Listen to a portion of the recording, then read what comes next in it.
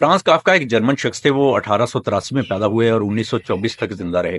उन्होंने कभी शादी नहीं की और आउट ऑफ मैरिज भी उनके कोई बच्चे नहीं हुए। जब उनकी उम्र तकरीबन 40 साल थी तो एक दिन वो बर्लिन के एक पार्क में चहलकदमी कर रहे थे।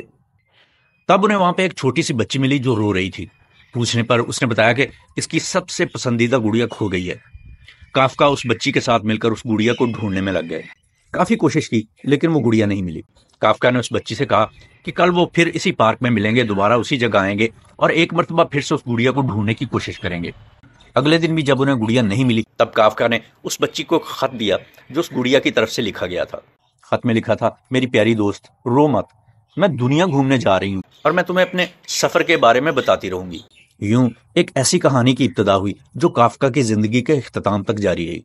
बच्ची से इन मुलाकातों के दौरान काफ्का उस गुड़िया के खतूत पढ़ते जिसमें हैरत अंगेज सफर और मजे मजे की कहानियां होती थीं, जिसे वो बच्ची अपनी गुड़िया के खतूत समझकर ही सुनती थी। इससे उसे दिली सुकून मिलता, उसे बड़ी खुशी मिलती। यह सिलसिला यूं ही सालों तक चलता रहा।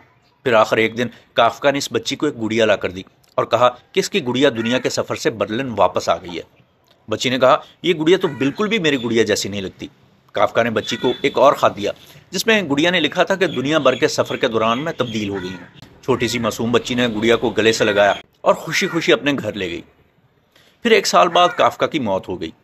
कई साल बाद जब वो बच्ची अपनी जवानी में दाखिल हुई तो एक दिन गुड़िया को उलटते पलटते इसके अंदर से उसे फ्रांसिस काफ्का का दस्तखत शुदा एक खत मिला जिस पर लिखा था, हर वो चीज़ जिससे तुम मोहब्बत करती हो एक दिन गुम हो जाएगी, लेकिन बिल आखिर किसी और शक्ल सूरत में ही सही, लेकिन तुम्हें मोहब्बत मिलेगी ज़रूर।